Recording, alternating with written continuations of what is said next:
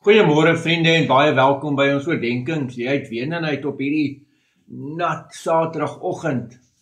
En ja, julle moet asseblief vir ons bid. Ons is op pad Howick toe om daar deel te wees van 'n mark waar ons ook op ons vleis te verkoop. Maar dit reën, so ons is so bietjie bekommerd, maar ons los ook dit in die hande van die Here.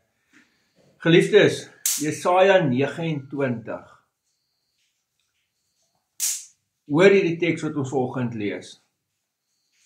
Wee Ariel, die stad wat Dawid beleer het. Laat jaar op jaar volg. Laat die feeste hulle kringloop volg. Maar ek sal Ariel in benoudheid bring, sodat daar verdriet en droefheid sal wees. Dan sal sy vir my soos 'n vuurherd wees. Ek sal jou reg rondom beleer. Ek sal jou met wagposte omring. Beleeringswerke teen jou oprig. Jy sal verneder wees, uit die grond sal jy praat, uit die stof sal jou woorde gedemp wees. Soos die van 'n waarsêersgees sal jou stem uit die grond kom, en uit die stof sal jou woorde gefluister word. Die menigte vreemdes by jou sal soos fyn stof word, en soos kaf wat verdwaai. Die menigte geweldenaars. Dit sal heel onverwags gebeur. Van die kant van die Here heers oor alle magte, sal daar afgereken word, deur donderslae en aardbewings, deur harde geluide, deur storm en stormwind, met verterende vuurvlamme. Dit sal wees soos in 'n droom, soos in 'n nagesig. Die menigte van al die nasies wat teen Ariel veg, almal wat haar en haar versterkte vestings beveg, hulle wat haar in die noute bring.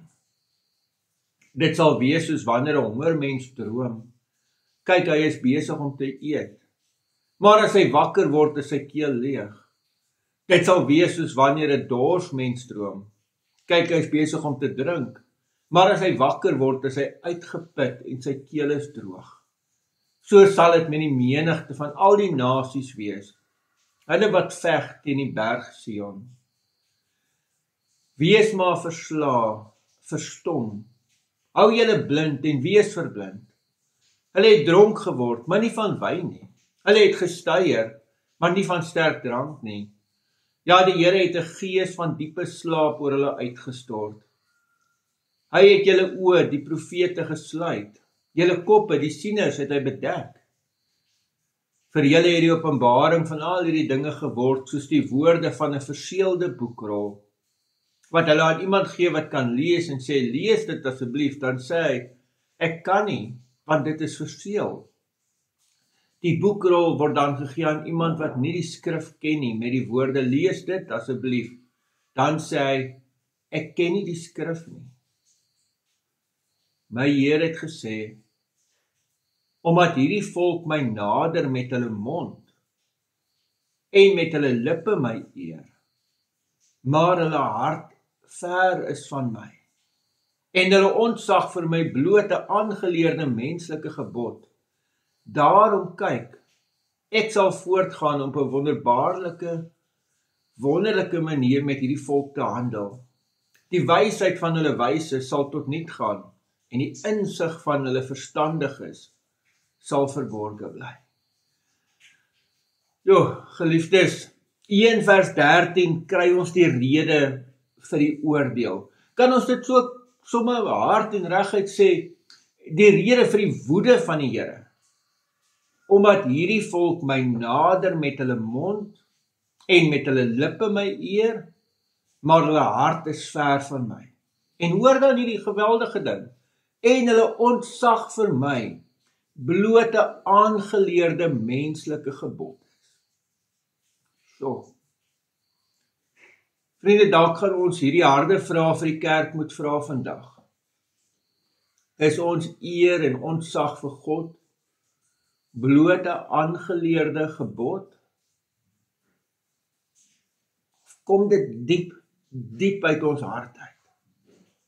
En die manier hoe ons God nader ons so met ons mond en ons lippe en ons sê en mense praat van God en van die Here en van sy skepping Maar ons harte, is ons harte dalk ver van hom? Is dit nie dalk die probleem in die kerk nie? Dat ons harte nie regtig by God is nie. Bly ek wonder, is dit nie die rede hoekom ons kerk maar lyk soos wat hy lyk nie? Die oplossing is vir my 'n radikale, diepe bekering, waar ons harte totaal en al aan die Here behoort. Dat is hom met ons hele hart dien. Verstaan, dan kom hierdie gebod uit my hart uit, dan is dit nie 'n ding wat ek hoor, en dis 'n negatiewe ding, en ek hoor dit daar in die kerk, ja, ek moet vir die Here ontzag nie. Maar as dit uit my hart uitkom, omdat ek hom met alles eer, en my hele wese lief het, dan kom dit van self. Mag ons op 'n manier dit leer.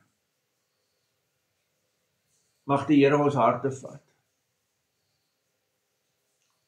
Amen.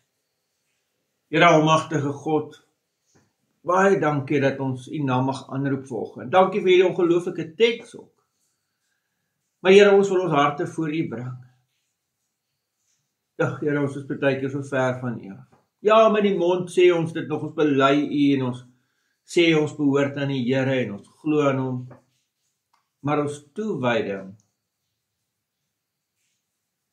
is so swak. Ons bely dit voor U, in die naam van ons Here Jesus Christus. Amen. Vriende, mag jy 'n baie mooi en ook 'n geseënde dag hê. Totsiens.